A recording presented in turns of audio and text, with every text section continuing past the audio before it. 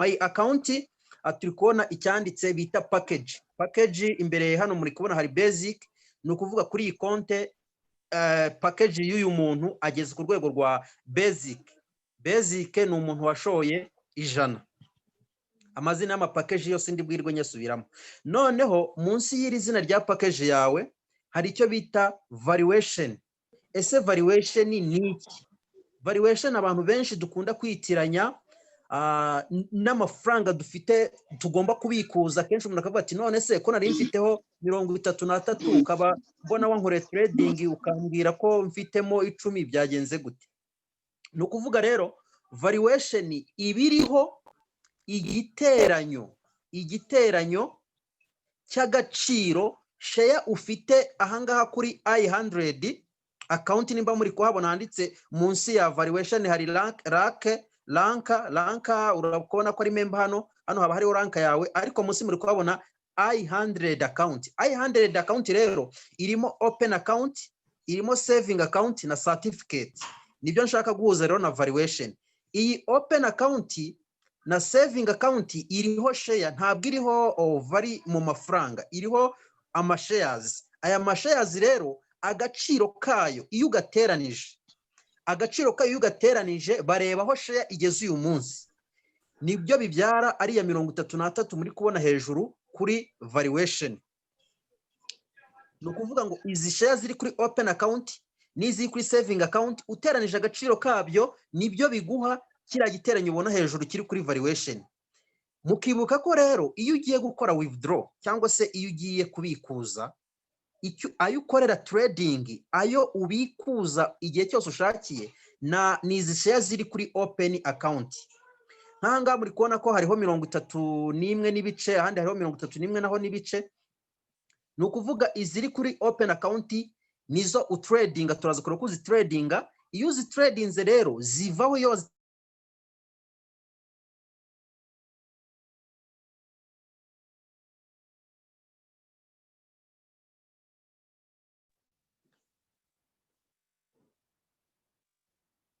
muramumva mwebwe mozero hari igihe rero nk'umuntu mushyashya umutradingira wenda atabizi akakubwira ati se kuki nakubwiye ngo ya trading yose nkaba mbona hari hejuru hasigayemo wenda amapaundi 100 cyangwa amapaundi 1000 bingahe ugeze ya trading ikibite rero ni iki ngiki nuko iyi valuation ibirimo iki giteranyo cyose iyo ari umuntu ugiye kubikuza bwa mbere kandi atarigeze yinjiza n'umuntu numwe biba byoroshye kubibara kuko icyo gihe kugira ngo amenye yashobora kubikuza ahita afata ari muri valuation agashaka 75% yayo ariko iyo wamaze kubikuza kubera ko shares zo muri saving ziba ari nyinshi n'ubundi biba bitakiri 25 ziba zararenze ugeranije n'izo muri open account ibyo ntubirebaho kugira ngo umenye ngo ese ari muri open account ni nk'amapound angahe nibura ufata ari ziriya share ugakuba nibura igiciro tugezeho uyu munsi nubwo zose ziba zitari ku giciro tugeze uyu munsi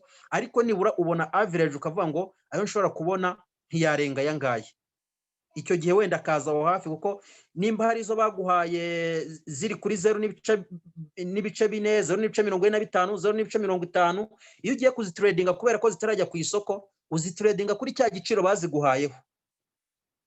uzitradinga kuri cya giciro baziguhayeho mu gihe wari uzifite ku giciro tugezeho uyu munsi ariko arakubwira ngo okay ubwo utarindiriye ngo zizajye ku isoko turaguha amafaranga n'ubundi tugendeye kuri cya giciro twaziguhayeho ntabwo waziguha n'ubundi uzitradinga ngo bakwishyire kuri cya giciro kigezweho uyu munsi niyo mpamvu ari igihe ushobora gukuba ya 0 n'ibice 53 tugezeho wenda wabona nk'amapaundi tuvuge 100 ariko wa tradinga ugasanga ni nka 85 kubera ko wabaraga yandi 100 ku giciro tugezeho kandi ntabwo bagiye baziguhera umunsi umwe ako ngako sinzi nimba gasobanutse noneho aho kuri certificate ikindi navuga kuri saving hajyaho 25 avuye kuyo bita return on investment cyangwa daily income ari abaguha buri munsi hajyaho 25 kuri saving hakajyaho kandi 25 avuye kuri binary 25 avuye kuri direct commission 25 avuye kuri matching ayo yose ayo ma commission tugenda tubona 25 yose ajya kuri saving account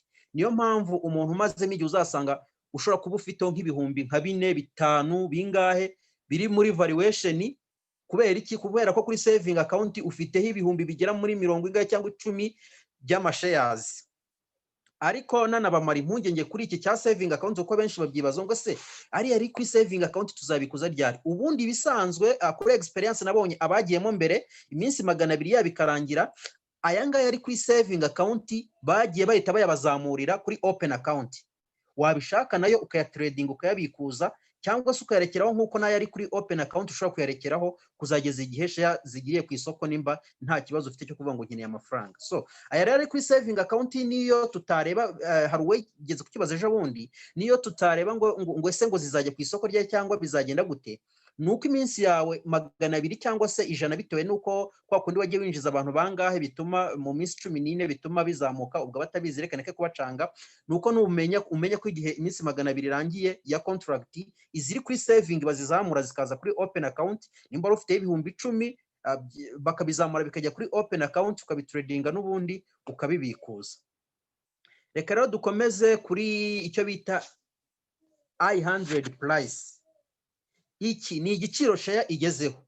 Price muri kubona hari 53 n'ibice 15 P. Iriya P ivuga pieces. PS sinzi mu gifaransa PS, uduce, ivuga uduce. Ntabwo ari pound ryuzuye. Ni ukuvuga rero iriya P ihagara ni nkaho ihagarariye ibyo bice nyine ibinyejana ariko mu bice. Ni ukuvuga rero hariya igiciro cya I100 kigeze kuri 0.53 muri rusange, 0.53. Iyi barometer rero niyo ituma kira giciro kizamuka. Ahangaha ni nka kwa kundi muri cyamunara cyangwa se no mu makonseri umuntu ajya guteza ibintu cyangwa se n'abacuruza nk'imyenda n'ibindi akavuga ngo ibi bya mbere wenda reka nshyire kuri iki giciro, byarangira akongera akazamura igiciro. Nangaha rero bafata wenda share, tuvuge nimba bafashe nka share ibihumbi 100 bakazishyira ku isoko, bakavuga ngo izi share ibihumbi 100 nizirangira igiciro kireta kiyongera.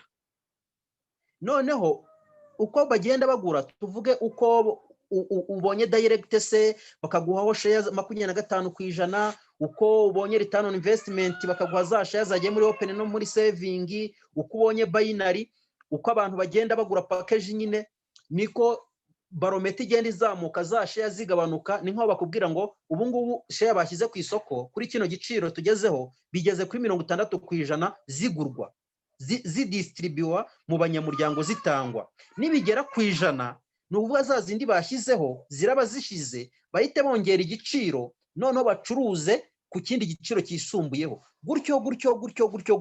Ubwo ndatekereza buri wese noneho ari buze kumenya barometer ikimaze. Barometer urebye nuko yumva ukamenya agaciro kayo, ariko ntacyo uri buyikoreshe. Na price nuko ireba ukuntu izamuka, ariko barometer igufasha wa muntu gusobanuza nyine ese biriya bimaze iki. Nuko uko igera ku 100 bashyize, bafashe share runaka bakazishyira ku isoko, zikagenda zigurwa zidistribuwa mu banyamuryango, zashira bakazamura igiciro, zashira bakazamura igiciro. Nicyo barometer imaze. Iyo rero iyi barometer igeze ku 100%, iriya price kazamuka, amafaranga yawe ari muri valuation uzahita ubona zino pound ziri muri valuation nazo ziyongereye. Kubera iki ziyongera? Ziriyongera kubera ko zino share zawe wari ufite muri saving na open account nazo zihita ziyongera zikajya kuri cya giciro share igezeho. Gutyo uko bigenda bizamuka. Ngiye ninje iri kuri 0.20 na icyo gihe yari kuri 0.24. Urumva imaze kwikuba inshuro nyinshi. Reka rero tujye kuri total bonus. Iyi total bonus muri kubona ahangaha hari icyo bita last week. Last week ikwereka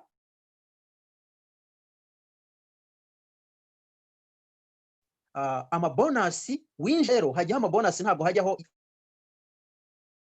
ariya yo kuri twa trades cyangwa se yaturutse kuyo twashoye. Hajyaho aya direct igiteranyo cyose, hajyaho aya binary, aya matching, andi ma bonus, ibindi bihembo byose bijya hariya. Ayo winjije mu cyumweru urayabona. Noneho toto muri rusange muri kubona nka hari 10 ikwereka ayo iyo konti yawe imaze kwinjiza, ariko yaturutse ikwereka ayo winjije yose igihe watangiriye. Ariko last week bikwereka ngo icyumweru gishize iyi konti yawe mu mabonus yinjije aya ngaya. Reka rero tumanuke tugere kuri cash account. Cash account rero iyi ngiyi ijyaho cash, amafaranga ari uzabona ibyanditse hano kuri cash account niyo uba wemerewe kubikuza igihe cyose ushakiye direct cyangwa waguramo gift code cyangwa wa transfer, ariko turaza kureba na yaho transfer. Tugeze kuri commission, uwo muntu yafunga mikoro. Commission ijyaho amafaranga yaturutse kuri binary, n'ubundi yaturutse kuri direct, yaturutse kuri matching, yaturutse ku mari words atandukanye, abantu se bakoherereje muri bwa buryo bwa transfer, yose ajya kuri commission. Aho muri kubona 0, muri kubona 3.42 za commission zawe zose wakoreye, winjije umukiriya, wabonye binary, wabonye matching, zose ziri buze kujya aho ngaho muri kubona. Noneho portfolio rero aho muri kubona 19, portfolio ijyaho amapounds wabonye aturutse kuri za share ziri muri open account. Turaza kureba uburyo uzi trading. Wibuke ko navuye ko uzi tradinga ziya ziri muri open account arizo uba wemere kubikuza, ariko kugira ngo umenye agaciro kazo, ukamenya wa tradinze, ugahita ubona value yazo yose tradinze zose. Iyo rero wa tradinze, mbibutsa ko utrading igihe cyose wa tradingira bayaguha kuwa 4. Iyo tuvuze kuwa 4 ni ukuva kuwa 4 igihe umunsi watangire kugera igihe umunsi warangiriye. Bikureho n'urujijo ku muntu ushobora kubyuka nkuko bamwe ejo babyutse ati binary. Iyo bavuze ngo ni kuwa 4, ni umunsi wose urategereza. Ushobora kubyuka uzibona, ushobora kuzibona saa 4 z'ijoro, ushobora kuzibona saa 5 z'ijoro, gusa ntibishobora kurenza umunsi wo kuwa 4 utarazibona. Ariko kubera ko bigenda bahera uruhande rumwe abantu, systeme deliveringa, umwe bishobora kumugeraho uyu ngubu, undi nyuma y'iminota 5, undi nyuma y'iminota 10. So portfolio rero ijyaho za shares wa tradinze zivuye kuri open account kuwa 4 bakazishyiraho aha. Nimba ushaka gutradinga, jya trading ibyiza ni kuwa 3. Trading kuwa 3 baziguye kuwa 4, kuko no trading kuwa 5 uzarindira kuwa 4 w'icyumweru gitaha. No trading kuwa 1 uzarindira kuwa 4, no trading kuwa 2 uzarindira kuwa 4. Beta gutradinga kuwa 3. Ndetse je nigeze no gutradinga kuwa 4 nko mu masaa 6 y'amanywa, mbona barazimpaye nijoro n'ubundi. Ariko sinkubwiye ngo uzayi tradinga kuwa 4 kugira ngo bitazagucika ugasanga wenda bamaze no kudistribuwa. Ariko ibyiza byo tradinga kuwa 3 uzibone kuwa 4 niba ushaka gutradinga. Hano hari total trade rero. Iyi total trade account ijyaho percentage zavuye ya 25 yavuye kuri direct, yavuye kuri binary, yavuye kuri matching. Yose iyo bakiyakuraho babanza kuyakwereka hano kuri trade account.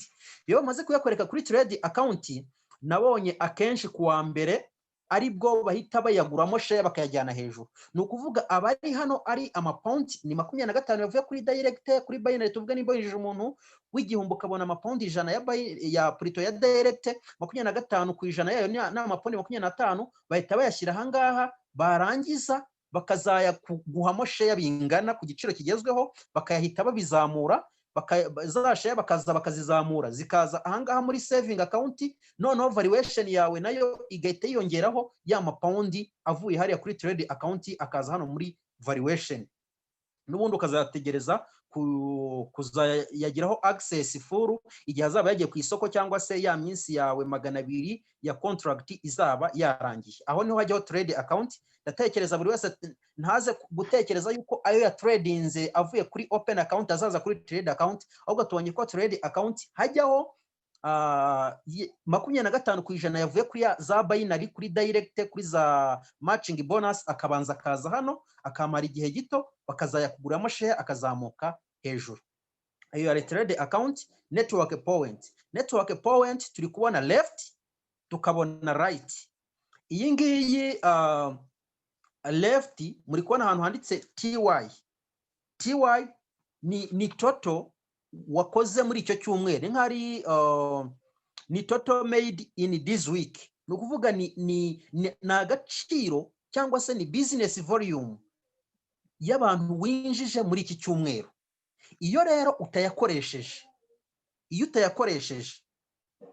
aza hano hepfo handitse BF ni brought forward. Ni nko nguvuga ngo nayazanwe, sinzi uko nabivuga, brought nyine ayazanwe avanwa hejuru nyine bakaya forwardinga hasi. Babivuze ngo ni nkaho bayagushyira hano hasi kugira ngo umenye performance yawe yo mu cyumweru, ariko n'ubundi still uzayabonaho binary igihe ino right nayo izaba yakoze. Ni ukuvuga rero ayinjiye ku cyumweru azaho handitse total per week, muri kubona iya left mukabona n'iya right, muri kubona ko nk'iki cyumweru kuri iyi konte y'uyu muntu uri gukoresha left hinjiye muri iki cyumweru hamaze kwinjira amapawundi 50, ariko afiteho andi yagiye asigara atajya akoresha kuri binary akaba barashyize hasi. Ariya 50 iyo atayakoreye binary, iyo ino left side itabonye andi ajyaho, bahita n'ubundi still bayamanura bakayazana hasi gutyo gutyo. Ariko iki gihe runo ruhande rwa right muri kubona aho ruriho 0, tuvuge abonye nk'ibihumbi 10 n'urugero, ahita macinga ruriya ruhande ruriho ariya yose mubona agashiraho agasigiraho 0, noneho bya bihumbi 10 bagakuraho ariya yose uteranije ayasigayeho nayinje muri icyo cyumweru, bagakuramo hagasigara wenda amapoint atakoze binary kuri right side. Iyo tumanutse rero tubona my team hari direct ni wa mukiriya winjije umuhaye link yawe se cyangwa umwiyandikiye, noneho left side cyangwa se left haba hari team iri ibumoso bwawe, irimo baba direct bawe, irimo abazanwe n'aba direct, irimo n'abaturutse kuba upline bawe, kubera ko iyi system ifite impande ebyiri, abo upline yazanye bakaza munsi yawe ubabona kuri left cyangwa kuri right. Right rero ubwo nabinjiye iburyo, left nabinjiye ibumoso. Tumanutse rero promotion, ahangaha niho tugenda tubona ama promotion anatandukanye. Ngira ngo ubu ngubu promotion irimo ni ya Chris ya crisis sinzi kubisoma muri ya 2022 izabera muri Dubai. Details sindi bwirirwe nyifungura cyane. Turabona hano rero icyo bita next rank independent marketing partner, no kuvuga rank ibikurikiyeho ugomba kubona, tuyibona ahangaha. Iyo tumanutse rero ahangaha hari logo turi kubona, iriya logo ibirimo rank yawe ugezeho aka kanya. Hari icyo tubona rero required paying volume, iyi paying leg volume ni nka condition bagwa ku kijyanye na rank. Ni ukuvuga ngo condition ugomba kugira nimba uri kuri independent marketing partner, nuko uri buze kugira 400 ya binary. Ni ukuvuga aya ni ayo wakoreye binary, wakoze binary za 400. Ni ukuvuga ntabwo ari ukuvuga ngo wabonye 400, ahubwo ni ukuvuga ngo wenda iburyo uyu muntu turi kubona ahangaha nimba afite ibi bihumbi 8,900 duteranije, arasabwa 400 kuri runo ruhande rw'iburyo, ariko ayo 400 niyo ari butume naya matchinga, niyo ari butume ahita hari yagira 400 kuri 400 iriya level plito iriya ntuze bakayitikinga. Noneho hari icyo bita weekly n'ubundi bagiye kutwereka hano hasi, muri kwabona hari itariki 24, hari 17, hari 10, hari no kuri 3. Biriya byumweru bine rero mubona ukuntu bigenda bikora, baba bigoye ngo uqualifying kuri rank runaka. Iyo fairinze guqualifying kuri rank muri byumweru bine bigenda bikurikirana, icyumweru cyo hasi gihera amanota ariho bahita bayakuraho. Ni ukuvuga rwego rugezeho, tuvuge hariya nimba afite 25, ibyumweru byose ntazigere akora, icyumweru kizashira bakureho 0 byo nta kibazo, bakureho iriya 0 yo ku itariki 10, bakureho ku kindi cyumweru nyine uko ibyumweru bigenda bishira, bakureho iriya yo kuri 17 hasigare 0, ubwo hari hejuru kuri 25 kuri 400 byari biriho hasigare 0.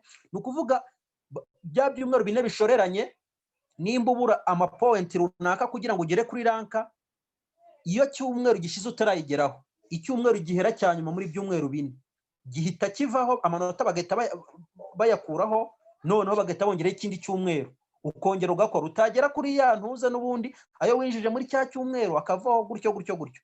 Total volume rero ni volume yabinjiye iburyo n'ibumoso byose biteranije. Ahangaha uri kubona ko kubera ko required yari igihumbi yakigezeho, kubera ko ahangaha muri kubona ko afite 8,000, bahita bakavivura. Iyo bakavivuye ubwo utegereza izindi condition. Total qualification ahangaha urabona nako karavivuwe, buriya bamusabaga kugira umuntu umwe w'umumemba nibura wishyuye. umuntu umwe wishyuye batitaye ku ruhande yaba ariho urwo arirwo rwose. Urabona ko rero amaze kugira batatu bishyuye, ubwo baba bahereye igihe we yactiviye konti ye. Turi kubona week leg qualification, ibyo ngibyo ni ukuvuga ni ababaye qualified kuri week leg, icyo kiratikinze na package muzi ko ari condition kugira ngo ugere kuri rank independent marketing partner, ugomba kuba ufite basic. Izindi package ntabwo zishobora kugufasha kugera kuri iriya rank. Nkiri aho ngaho reka mpite nkanda kuri details kugira ngo tugere kuri rank n'ubundi rank nyirizina. Ahangaha muri kona iyo bita independent marketing partner, iyi rank uyigeraho iyo umaze kugura package, uhita uba member. Noneho independent marketing partner ubusabwa kugira total volume. Iyi TV ivuga total volume. Iyi total volume rero iyo hano kuri independent marketing partner ubusabwa kugira 1000, ariko bakibara bahereye igihe winjiriye, kubera ko ushobora kwinjira ni active konti yawe ukagira left ukagira na right, ariko plutôt ukagira wenda uruhande rumwe, amanota akazageza ya spillovers ntibazayabara kugeza igihe wactiviye konti yawe. Ariya manota bayabara muri binary, ariko mu qualifyinga ntabarwa. None iyo umaze kuactiva konti rero bareba igihe wagiriyemo amanota yatangiye kuzamo, yaba ari amaspillova yaba ari munsi yawe.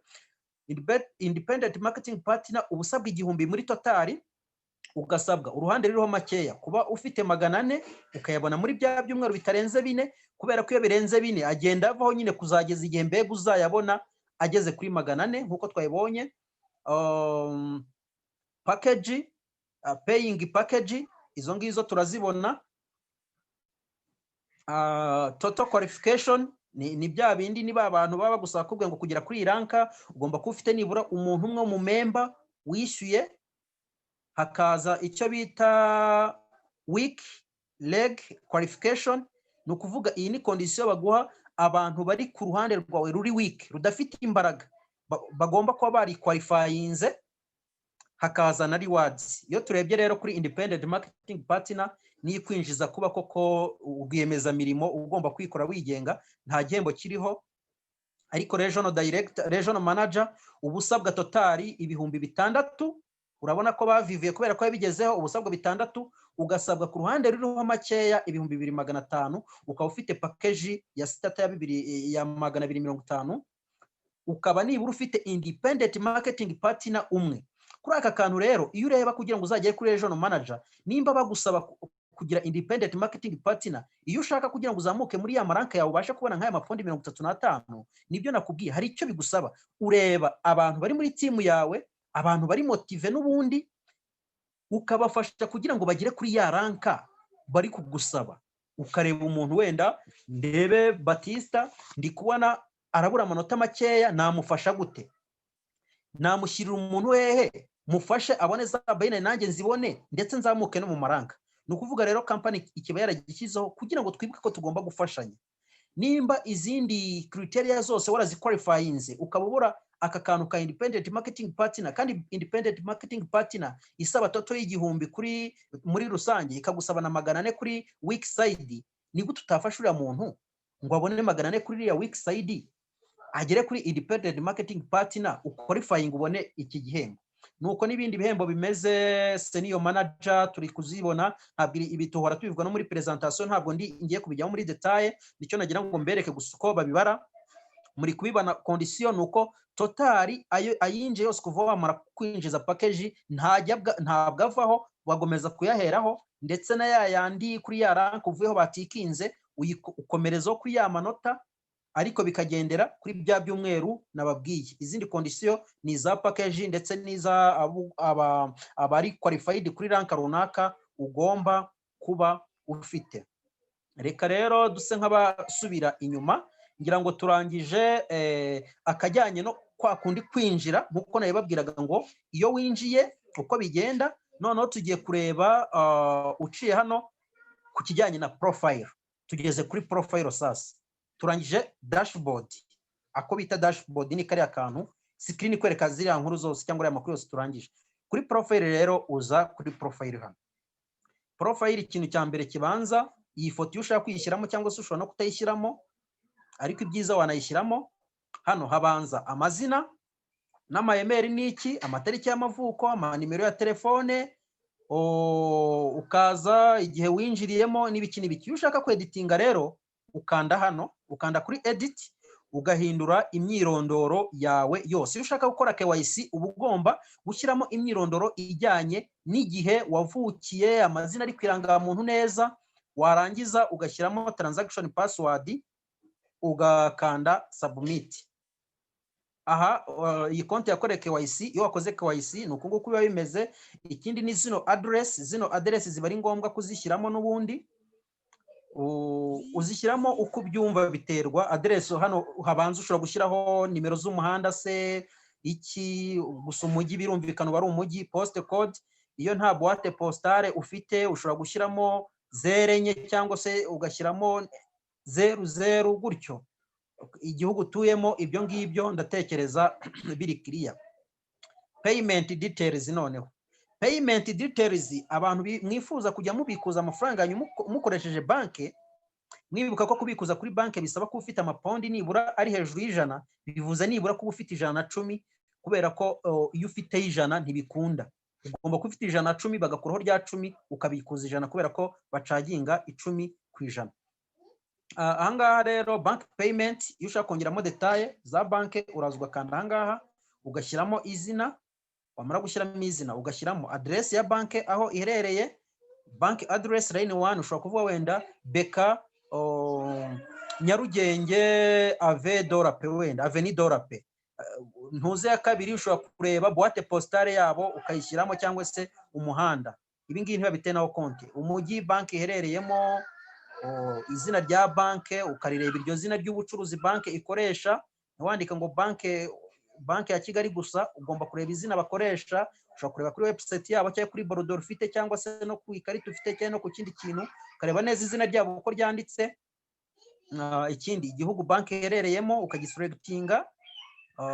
Tuvuge wenda na Albania n'iki, ariko reka dushyiremo wenda tuvuge nk'u Rwanda kugira ngo nze kugira akantu mbereka. Dushyizemo u Rwanda. Iyo ushyizemo u Rwanda hari ikintu batari bugusabe bita IBAN. Ziriya ni code ziri international bakoresha ku mabanke, ariko iyo ushyizemo u Rwanda, kubera ko u Rwanda rutayifite, rutayikoresha, rutaratangira kuyikoresha, bahita bakuzanira bank account currency, amafaranga banke yawe ikoresha, ugashyiramo Swift code.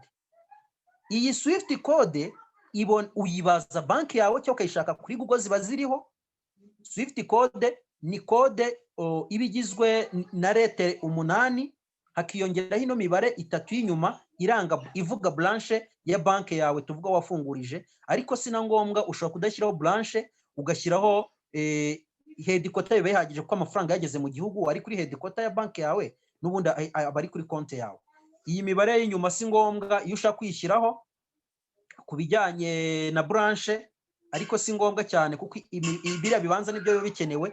Zira Swift code rero, buri banki bifite Swift code zitandukanye, uzireba kuri website yabo, uzireba kuri Google. Iyo wanditsemo wenda ngo Beka Swift code urabibona. Iyo wanditse wenda Rwanda Bank Swift code, ubona liste ya banki namo Swift code. Iyi ni code uba ugomba kwitondera, ibingana naho washyiramo konti yawe. Noneho ahangaha muri kubona handitse bank number, account number, ni za nimero za konti zawe. Ahangaha mu bindi bihugu kubera ko bahashyira IBAN, ariko iriya IBAN ikaba IBAN twebwe ntayo dufite. Twebwe batwemera ko dushyiramo account number, noneho ugahita ushyiramo transaction password, ugakora submit. Ahangaha rero iyo ushyizemo nk'ikindi gihugu, uri kubona yuko bakubaza biriya bya IBAN barazikubaza, ziba zihari uzishyiramo. Ubwo ndi kuvuga ku bandi wenda bari mu bindi bihugu, ntabwo twese nubwo turi abanyarwanda cyangwa tuvuga ikinyarwanda ntituri mu bihugu bimwe. Hari abari muri Amerika, hari abari hehe hatandukanye. Nushyiramo igihugu uherereyemo cyangwa banki uherereyemo bakakubaza IBAN. Izi IBAN nazo buri banki, buri gihugu kigira IBAN yacyo. Iyi IBAN rero nayo urayishaka, ushobora gushaka kuri Google cyangwa se ukanayibaza, ziba zizwi zihari. Ubwo nandi kwereka uko settinga bank, ibijyanye na bank, imyirondoro ya bank muri system. Kuri security niho tuza guhindurira ama password, gushyiramo password ya kera, password nshyashya ukayikonfaminga, ugakanda kuri change password ugahita ihinduka transaction password. Iriya ibanza ni login password. Hari abantu benshi dushobora ko tutabizi, password iriya ni login password. Noneho transaction password ni password ukoresha kuri biriya byose twabonye, ushaka ikintu cyose ushaka guhindura kuri profile cyangwa muri konte yawe, aho uzajya ubona bagusaba transaction password, ntabwo ari login password. Nubwo zishobora no gusa, ariko ibyiza no kuzitandukanya, kubera ko iyo umuntu azi login password ariko atazi transaction password, ntashobora kukwiba, nta kintu ashobora gukora muri konte yawe. Ariko iyo umuntu azi transaction password, azi na login password, akamenya na transaction password, yakora buri kimwe cyose ashaka muri konte yawe, buri kimwe cyose ashaka muri konti yawe, uretse wenda guhindura email, kuko email yayihinduye bigusa gukonfaminga muri email yawe, ariko yabikuza, yakora transfer, yahindura imyirondoro muri konti yawe ijyanye na bank n'ibindi. So ubwo rero tugomba kujya ducunga transaction password, zikaba zifite n'umuntu wenda ugufasha wizera, ariko ni byiza ko nawe bimenya ukabyikorera. So transaction password rero criteria use settinga, ibyo bakwereka urabikurikiza, kuba nibura ari inyuguti zirenga 8, kuba nyine ari character zirenga 8, harimo inyuguti nkuru, inyuguti nto, imibare n'ibimenyetso, ukazishyiramo. Iyo ushaka kuzihindura nabyo nuko nguko ushyiramo odd new ugakonfaminga transaction password, icyo ngicyo kikaba kirakemutse. Tugeze ku kandi kantu rero k'ingenzi bita nomini. Nomini abantu benshi datekereza mutayizi, ariko ni umwishingizi, ni umuntu ushyiramo ushobora kuguhagararira, ushobora kugusimbura, ushobora kureklama, guclaiminga amafaranga yawe muri Ignite 100 igihe wowe waba udahari. Konte yagize ikibazo se, umuntu se yatabarutse, umwana we cyangwa umudamu we wazajya guclaiminga za share. Niyo mpamvu usanga Ignite Solmax nyine, kuko turabizi neza ko ikora Ignite 100 yabyizeho ikiga ku mushinga neza. Niyo mpamvu tuyizera, ubona abantu benshi abamazemo igihe tuba twumva nta kibazo, kubera ko iyo urebye uko yubatse cyangwa se uko ikora, ubona ari ryo company, ubona ko ari company idashobora kudutenguha. Kuri nomini rero ahangaha ukandaho, ugiye gushyiraho umwishingizi, urashyiraho amazina y'umwishingizi, izina rya twiti rya gikristo cyangwa se izina ry'irihimbano tuvuge gutyo. Hari izina ry'ababyeyi bakwise, wiswe n'ababyeyi bawe cyangwa se n'undi wese wari kwise. Hari itariki y'amavuko. I'm sorry, ahanga ntabwo ari amazina yawe, wibuke ko ari ni nomini, ni wa muntu ugiye guhagarara. Tuvuge ko ari umudamu wawushyizeho amazina yiwe yose, igihe yavukiye, icyo mupfana, isano, ese ni brother, ni daughter, ni son, ni wife, ni iki, ni uncle, ni nde muntu ushyizeho hano, isano ukarihitamo. Ugashyiraho adresse option, ni option ntabwo ari itegeko, ariko nimba adresse ye ushobora kuvuga ati uyu muntu ngiye nubwo ntuye mu Rwanda, wenda se aherereye muri Amerika. Igihugu turi kubona ko tuba twashyizeho igihugu, ushobora gushyiraho adresse se muri Amerika cyangwa se i Burundi cyangwa se Congo cyangwa aho aherereye hitwa ngo iki, ugashyira adresse. Ni option ntabwo ari itegeko. Email yiwe ni option, ntabwo ari itegeko. Ushobora gushyiraho email yiwe kugira ngo nimba ari n'ikibazo cyabaye bakagukontaktinga bikanga, bazamunyuzeho ubutumwa. Ushobora gushyiraho telefone ye, ni option, ntabwo ari itegeko, kugira ngo igihe utabonetse cyangwa se batazi impamvu wagize, babe ari icyo bashaka kumenyesha cyangwa se kukubaza kuri konti yawe, babe babaza wa mu nomini washyizeho. Ni byiza rero gushyiraho nomini muri konti zacu, nta kintu babitwaye. Iyo urangije ushyiramo transaction password nkuko turi kwibona aha hasi, ugakanda kuri submit.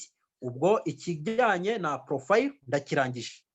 Tuze kuri Solmax Pro. Solmax Pro muzayihorere, ntuzayikoreho, nta kintu yagufasha rwose. Nk'abantu dukeneye gukorera amafaranga, iyi Solmax Pro bakubwira ko igufasha kubona serivisi zitandukanye, nko kubona website yoroheje imeze nka blog, ushobora kujya wamamarizaho ibikorwa byawe ndetse n'iyi business, ariko ukazajya uyishyura buri cyumweru 2.5, amapound 2.5. So ayo amapound 2.5 rero ni menshi, nta n'impamvu. Iyo ukanze rero ngo I agree with Solmax Pro, uba wemeye kujya muri iyi promotion aho baguha izindi feature utabasha kubona kuri dashboard. Hari izindi nyinshi bahita baguha iyo uyemeye, ariko bakazajya bagucaginga 2.5. Ntawe mbujije ariko kuyikoresha, uramutse wumva uzajya uyaspending ukayatanga ku cyumweru, wayijyamo kubera ko hari features cyangwa se advantage nyinshi ubona n'ibindi byinshi ushobora kwigaho biriho bitandukanye byo gupromotinga business zawe n'izindi serivisi zitandukanye wazajya ukoresha. Ariko ngewe nk'umuntu utabizi adashaka izo serivisi ntazabigemo. Hari icyo bita network aho ahangaha niho ubonera tree yawe, network tree niho ubonera kino giti tubona. Iyo ukanze kuri my team niho ubonera team y'abantu bawe bagiye binjira batandukanye, next ugakanda ibyo ukagenda ubireba. Reka dusubire kuri tree rero. Iyi tree yawe rero iba ifite uruhande rw'iburyo ndetse ikagira n'uruhande rw'ibumoso nk'uko muri kubibona. Haba hari iburyo hakaba n'ibumoso. Iyo rero ugiye kwinjiza umuntu muri konti yawe, ngewe niba nshaka gufasha uyu muntu wa kabiri tuvuge witwa Izabayo, nshaka kumufasha kugira ngo agere kuri package runaka cyangwa nshaka no kumuplasaho umuntu, ni naho Solmax ibera nziza, kubera ko Solmax ushobora kubona binary kira twita team bonus. Nta n'umuntu n'umwe wazanye, upfa kuba ufite package yawe. Nimba uyu muntu afite left side, right side nayo ushobora kumufasha kuyubaka. Uyu muntu bita Noruberi agiye guha uyu muntu bita Izabayo umusipirova, ariko nimba ngenje nkakanda kuri niyo hano nkadinga umuntu hano, bahita banyereka pale umubyaye ni Izabayo, ariko sponsor uri bubone direct commission nuzagira izindi effect zituruka yuko yinjije umuntu zihabwa Noruberi. Ese nkawe bitwaye iki uramutse ufashije umuntu ukamuha spirova kuri ya ruhande, nimba urwo ruhande ruri buguhe advantage kuba wabona binary nawe n'ubundi ukazamuka no muri ranka ukaba wamufasha nawe kubona za binary, bitwaye iki? Aho kugira ngo ushyireho abantu bashoreranye ubwo misegera kuri kakanu ka tekinike. Aha rero uraza ukinjizamo wa muntu ugiye kwinjiza amazina yiwe, email ukayikonfaminga na username yifuza, igihugu aherereyemo, nimero ya telefone. Utu tuntu twose uradutikinga. Ubwo ndikwereka ukuntu uzinjiza umuntu, twose uradutikinga. Iyo wamaze gushyiramo amazina na nimero za telefone n'ibiki, ugakanda kuri submit, wa muntu ukamubwira agahita checkinga kuri email yiwe. Ya email yiwe bamuhaho link, ya link niyo akandaho, yamara kuyikandaho agahita settinga password. Ubwo narindi uburyo bwo kwinjiza umuntu unyuze kuri ya tree yawe.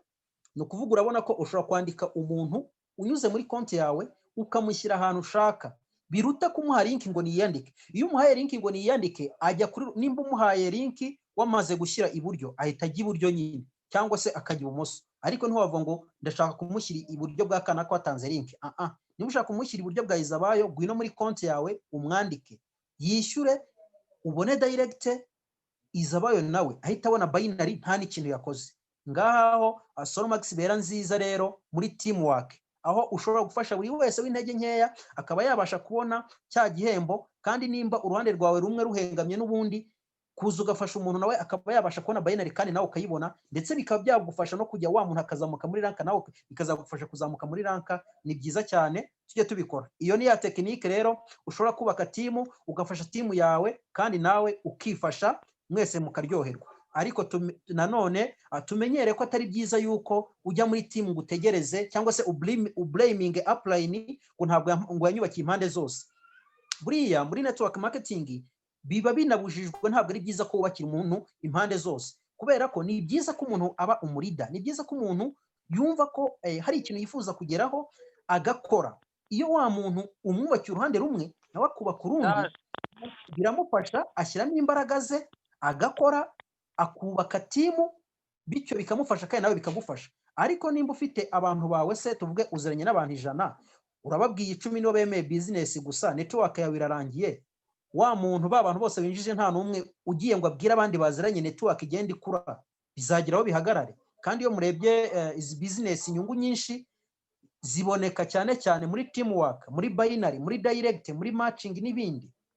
the reason why ari byiza yuko buri wese yumva ko ari responsible, ntagire ublaminga upline ngo narabibonye ngo washoboraga kunyubakira ngo mpande zose ngo ariko ntiwazinyubakiye, kubera ko ntabwo ari itegeko, kuko inshingano afite n'ubundi ni ukuguha spillover uruhande rumwe, ariko ntibibujijwe yuko igihe bishoboka yagufasha akaguha spillover ku mpande zose. Ubwo narindi kuri network, tujye kuri transaction. Transaction rero ahangaha niho ubonera ibyakozwe. Iyo ukanze kuri transaction tubona icyo bita orders. Orders tubonaho ama transaction wagiye ukora, ama package wagiye ugura, yaba yabaye successful cyangwa agipendinze atarabashije kwishyurwa ngo abe successful, yabaye paid. Ahangaha muhita mubona reference, ndetse ukaba wa downloadinga na PDF yawe. Iyo ukanze muri transaction, iyo umuntu amaze kwishyura abona resi, facture yemeza package yaguze. Nakubwira ngo nakuguriye package y'ibihumbi 5, making ashobora ko bya 5 byageze, mushobora kuba utazi kubireba muri system, ariko ka downloadinga zino PDF ugahita uvuga wow, yakizemo koko 5, yashyizemo iki gihe, yashyize kuri konti yanjye. Ibyo ngibyo byose ukabibona n'amatarike byagiye bikorwaho. Izo za transaction muri rusange. Kuri cash account rero, ya cash account ni uri bubone za direct wagiye ubona, za binary zagiye kuri cash account bizimeze gute, ibyo byose muri kugenda mubibona. Transfer wakoze se, withdraw wagiye ukora, ibyo byose tubibonera muri cash account twanyuze muri transaction. Trade account ni ya account ya trading nyine imwe bashyiraho ya 25 avuye kuri za direct na za binary na za matching, niyo iza hano bayishyiraho, yamara igihe bakahita bari tradinga bakayiguhamo share. Ni nabyo muri buze kugenda mubona ko hari aho uzagenda ubona yajeho, noneho bagahita bagira mayinazi nk'uko ibivuyeho baba bayikuguriye shares. Sibagiye se usigaye abo bantu bamiyutinga. Okay, open account ubonaho historique y'uburyo za share zawe zagiye zijyaho, ndetse na return on investment uburyo zagiye zizaho ya 25%, ibyo turabibona plutôt ya 75%, ndetse na saving account tukabona ya 25%. Aha ni naho urebera ukamenya ngo ese iyi tarike bampaye return on investment. Muri kubona ko kuri iyi konte return on investment already yamaze kugeraho, yagezeho kare kuri aya masaha ya saa 10:56, ndatekereza ari ku isaha yo mu Bwongereza. Return on investment urabona yagezeho. Ibi rero bigufasha kugenda ureba n'amatariki, ushobora kureba se nagiye nyabona gute ku matarike, so ibintu nk'ibyo ngibyo. Credit rero ku bakeneye kwiga amasomo, iyo uciye muri transaction ahangaha ni uri buze kubona credit.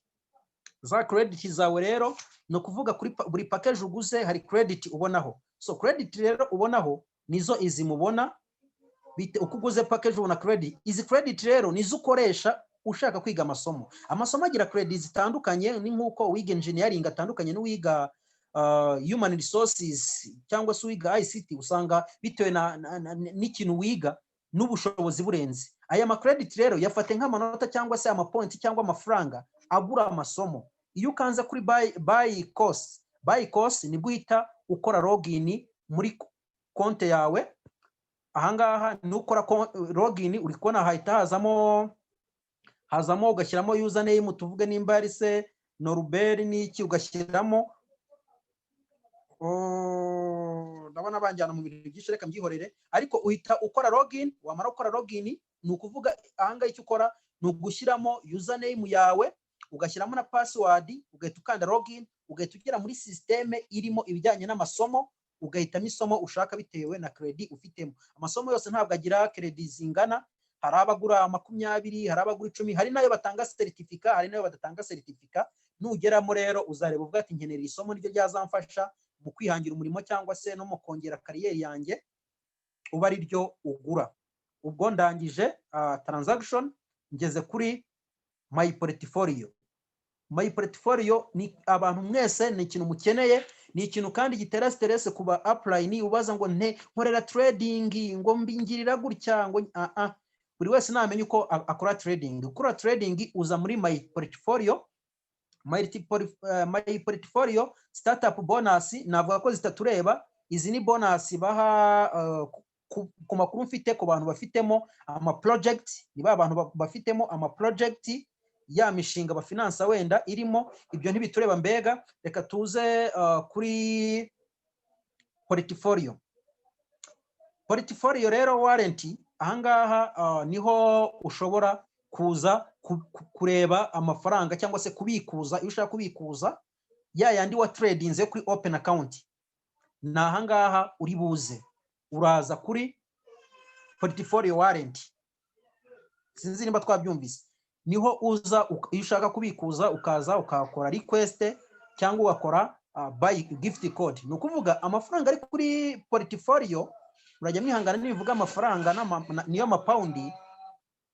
Ahangaha niho tubikurira, ntabwo tuyatransfera nkuko kuri za bonus bisanzwe. Aha ni tuyatransfera.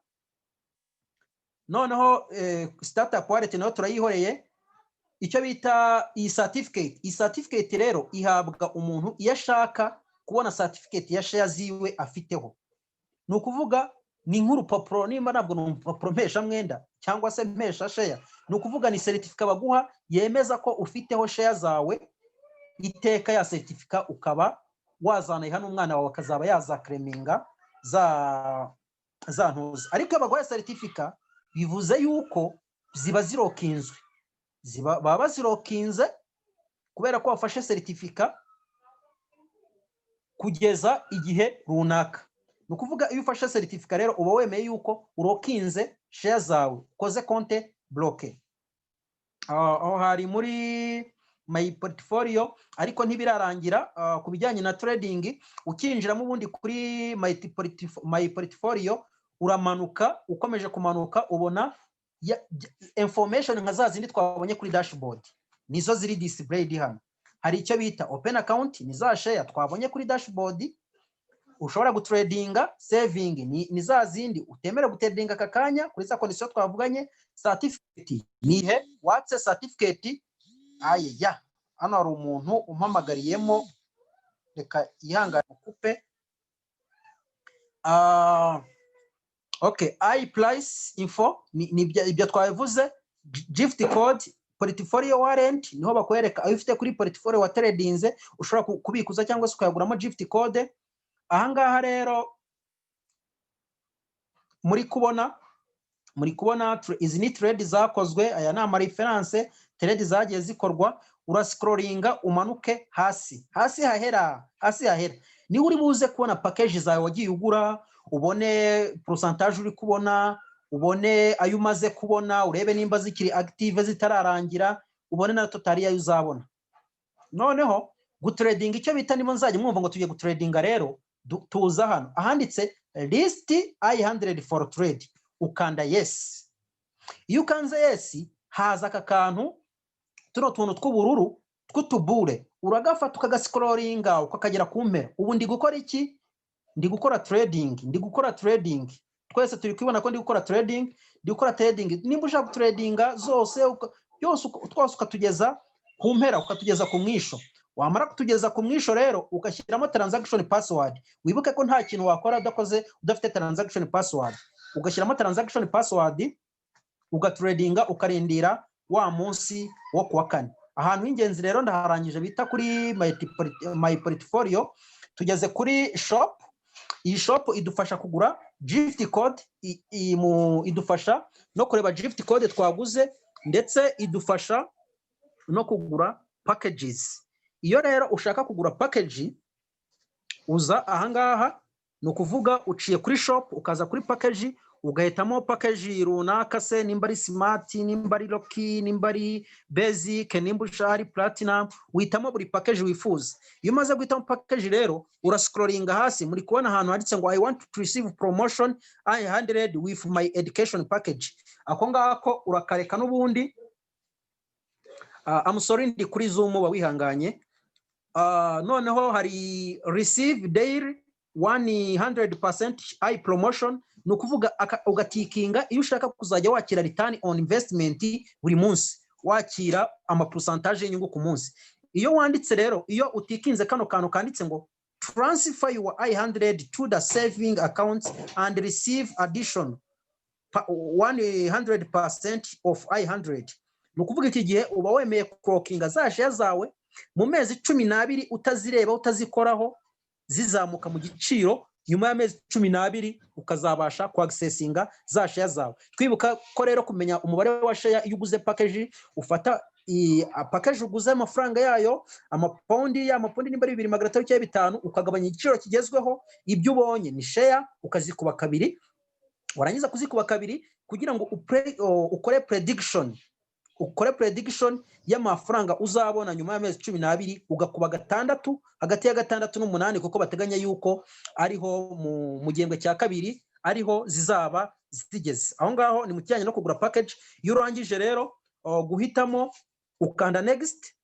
Iyo ukanze next bakuzanira uburyo bwo kwishyura. Ari uburyo bwa banki. Uburyo bwa banki buratinda kuko bufata hagati y'iminsi 5, ushobora kugezamo mu minsi 5, hagati y'iminsi 5 n'iminsi 10. Uburyo bwa banki rero ntabwo nakubwira ngo bukoreshe nimba hari izindi option wakoresha. Hari uburyo bwa Solmax. Iyo ushaka gukoresha banki ugukandaho, iyo ukanzeho ugakonfaminga, bahita baguha imyirondoro, Swift code za IBAN, za izina rya konte, nimero za konte uri budepose amafaranga, ukabijyana kuri banki yawe bakagukora ya transfer. Ntabwo depose kuko ukora transfer va kuri banki ajya ku yindi iyo ukoze uburyo bwa banki. Iyo uhisemo rero Solmax cash ni igihe ugiye kwigurira package ariko wowe uyafiteho kuri balance. Murabona ko yasobanuye ko ari insufficient, ariko hariya bahita baguha amafaranga ufiteho, y'amapoundi ufiteho, ugahita uhitamo wenda ari kuri portfolio warrant cyangwa se kuri commission, ukaba ariyo ukoresha, ubwo ukaba uguze package. Nanone tukiri kuri package, ku bundi buryo bwo kwishyura ntabwo nagenda ntaburangije. Duhisemo wenda package iyere yose, tukaza hano hasi tugakomeza. Turi kuri banke, ariko no kuri Solmax cash hari icyo bita Visa card na Bitcoin. Reka mbari byo mvugaho. Visa card rero iyo uhisemo kwishyura ukoresheje Visa card, ni n'uburyo mbashishikariza bworoshye kandi buri automatique, utari kujyana mu nzira nyinshi. Abantu benshi tumenyereye iby'ikoranabuhanga, ariko uburyo buroroshye. Uraza ukajya kuri checkout. Iyo ugeze kuri checkout bakuzanira aho ushyira imyirondoro y'ikarita yawe. Hari email, bakwereka email bari gukoherezo information. Hano ushyira utayipingamo ibijyanye n'ikarita yawe, ushyiramo expiration date, igihe izarangira biba biri ku ikarita. Ushyiraho CVC ni imibare 3 ibiri inyuma ku ikarita yawe. Buri wese ikarita yiwe ya Visa card cyangwa se ya Mastercard cyangwa y'iki prepaid ibifite imibare 3 niyo bita CVC. Nakabare kibanga utakazi n'ubundi ntacyo wakora. Ukagashyiraho, warangiza ugashyiraho name on card, ni nyiri karita amazina yitwa nde yanditse kuri iyo karita, ugahitamo n'igihugu, ugahita ukanda pay automatique, bikaba birarangiye kugura package ukoresheje Visa card. Hari ubundi buryo rero nanone bwa cryptocurrency. Abamenye cryptocurrency, Bitcoin n'ibindi, uraza ugaselectinga cryptocurrency, ukagenda ukavuga ngo ndashaka kwishyura nkoresheje cryptocurrency. Narangiza ahangaha bahita baguha umubare, bahita baguha baguha amafaranga package ugiye kugura, bakayikwereka amazina ya konti ugiye kugurira package. Ukaza noneho ugahitamo ese urashaka gukoresha iyi currency, urashaka gukoresha Bitcoin, urashaka gukoresha Ethereum, urashaka gukoresha Litecoin, urashaka gukoresha icyo, ugahitamo wenda Bitcoin. Warangiza ugakanda kuri complete. Iyo ukanze kuri complete bahita baguha warrant. Ari ababimenyera, ndabwira abimenyereye warrant. Iyi warrant urayikopia ukagenda ukayipestinga muri blockchain yawe, ndetse izi Bitcoin uko uzibona ukazikopia cyangwa se ukazandukura uko zimeze, ukagenda ukazandika aho ugomba kohereza. Ugategereza igihe kitarenze amasaha 7. Babwira ingaruka iri mu gukoresha Bitcoin cyangwa se cryptocurrency nuko uko ibiciro bigenda bihindagurika ku isoko, iyo zigezeho zituzuye barazikugarurira. Iyo batinze gukonfaminga hagashira amasaha 8, barabikansoringa bakazikugarura kuri konti yawe, ukazongera ukabikora cyangwa se ugakoresha ubundi buryo. Gift code rero, umuntu yaguhaye gift code, urashaka wowe kuyikoresha. Ubu ni bwo buryo bworoshye, buri wese n'umuntu utazi ikoranabuhanga. Uraza wamaze guhitamo package mwayibonye, uzangiye ategenge kwishyura na gift code, bahita bakubwira ati okay, shyiramo gift code yawe hano. wowe icyo ukora gift code wayikopiye ntabwo yandukura, urakopiya ugapestingamo ugahita ukanda submit, konti yawe ikaba ibaye active. Ndumva ikijyanye no kugura package nkirangije, ahubwo naza kukijyanye no kugura gift code ari nacyo cyanyuma muri shop. Gift code rero dukanda kuri gift code mwayibonye, ni ukuvuga kugira ngo nse kuri package nza kuri gift code, ni naho nzarebera gift code naguze nshaka kuzikopiya, nkaza kuri new gift code, ahangaha nimba nshaka kugura gift code ya 25 ndakandamo ahangaha nshyiremo ebyiri se nimba ebyiri nshaka, nimba nshaka executive 5 nzishyiremo, nimba nshaka elite imwe, izo zose nshaka kuzigurira rimwe nimba afite amafaranga ari kuri ntuze, narangiza ngakanda next. Iyo nkanze next rero ngura gift code, bambaza uburyo nshaka n'ubundi gukoresha ngura gift code. Nshobora gukoresha bank n'ubundi, nshobora gukoresha visa card, nshobora gukoresha bitcoin, ariko mu by'ukuri iyi gift code twebwe tugambiriye gukoresha amafaranga dufite kuri balance yacu, kuko gift code ntibacaginga, tukayabikuza nta charge nimwe. Ubu ni uburyo bundi bwo kubikuza bworoshye. Ahangaha rero urabona bakwereka commission zitandukanye. Ese urashaka kugura gift code ukoresheje commission ziri kuyihe warranty, kuri commission warranty, kuri portfolio warranty, bitewe naho ufite amafaranga ndetse na gift code ugiye kugura ugahitamo aho ngaho. Twabonye uburyo ukoresha gift code, tubonye n'uburyo uyigura. Dusoza tuje muri recognitions. Ahangaha niho tubonamo ibijyanye n'amaranka, ugeze kuyihe ranka, package yawe, ibi nari nabivuyeho, ukaza team position. Ahangaha niho ubonera mfite abantu abamemba bangahe iburyo, mfite abamemba bangahe ibumoso, mfite ranka independent marketing partner n'andi maranka bangahe iburyo bangahe ibumoso. Iyi ngiyi nimba ari competition official n'ibiki sinibuka, ni cycle of champions. Ahangaha niho tubona top earners muri buri gihugu, ni ukuvuga ni abantu bari imbere kuba ugereranije n'abandi mu kuba babona earning cyangwa se babona binjiza amafaranga. Ahangaha rero buri wese muri systeme ye agiye ahangaha yabireba. Nusanga uri mu bantu 10 umenye kuri gukora, kuko ubu ngubu abantu 10 ndabizi ko bari mu bantu bari gukora, bari kubona akantu gatubutse ugereranije.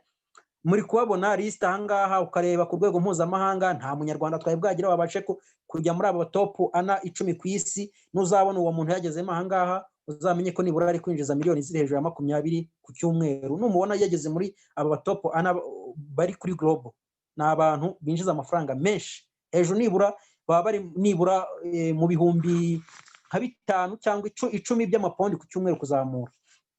Urumva rero kugeramo ntabwo byoroshye. Promotion, ahangaha naho turebera ibijyanye n'amapromosiyo ariho, tukareba ayo twacivinze, ese hari izo twacivinze ntazo, ese hari zabaye expired tutabashe kwacivinga. Ibyo byose ntabwo biri interest cyane. Achievement niho tubonera ibyo twagezeho, amaranka twagezeho. Aha muri kubona nta ranka yagezweho. Tukaza muri compensation. Ahangaha n'ubundi niho turi buze tubonere noneho ibijyanye n'amadirect uko twagiye tuyabona, amabonus yose. Toto ni gute nabonye amabonus atandukanye, ese direct nazibonye byari nazibonye gute, zari zivuye kuri nde, bahita baguha information za ya direct bonus wabonye. Ushaka kureba team bonus binary hajya nagiye nzibona gute muri rusange, bakakwereka historique byose. Matching bonus nagiye nzibona gute, team volume yagiye iboneka gute. Ibyo byose nibyo ubonera muri compensation cyangwa se mu kadirishya ka business nyirizina. Hari ikindi rero tujya dukenera cyane, ni information center. Information center niho tuboneramo amakuru atandukanye. Ukaza ukabona amatangazo bashyizeho, ukaza muri frequent questions and answer, ibibazo n'ibisubizo wibaza, ukadownloadinga PDF yawe hano, ukagenda ukayitunga ukajya ubisoma nuko tuya tubinabisharinga.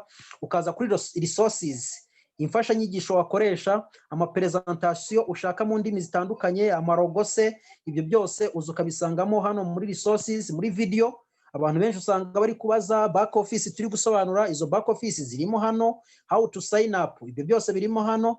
Uwumva icyongereza yabyiga uciye muri resources kuri video muri kubona how to sign up, how to buy package, how to do KYC, how to use CMG Academy, how CMG back office introduction. Ibindi kusobanura birahari mu cyongereza, waza ukabisubiramo kwenda ukabona nibirenzeho.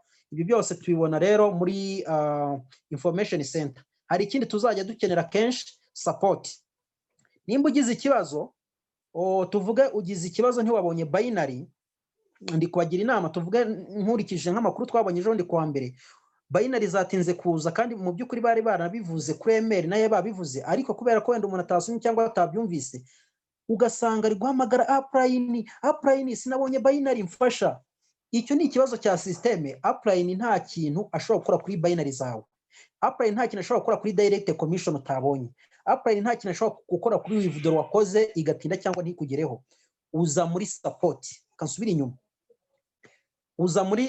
Uza kuri support. Iyo ugeze kuri support, uza hano ahanditse open new ticket.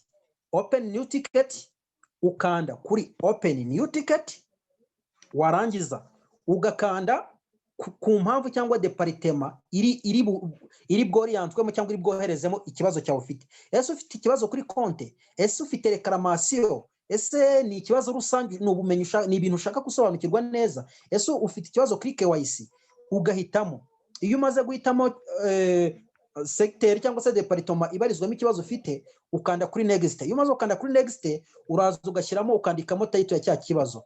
Ufite ikibazo kuri KYC, narakereminze commission point, rank qualification n'ibindi, ukaza ukandikamo team nagize ibi nibi, narakoze withdraw, nakoze KYC ntabwo byakunze mu ndebere. Ukaza hano ugatayipingamo zino code nk'ibisanzwe, tukazitayipingamo ugakanda submit, ikibazo cyawe kigahita kigenda, ukazategereza yuko bagusubiza. Ubwo ngubwo hari ikintu gisigara. Ubwo rero muri rusange ndimo mbaha incamake kuri back office. Ndumva nta kantu naciyeho k'ingenzi, twose naturangije. Twazasubira wenda cyangwa twazasubira n'ikindi gihe. Nimba hari akantu k'ingenzi ntavuze, dushobora gufata umwanya w'ibibazo noneho tukabibaza, tukagenda turushaho kubisobanukirwa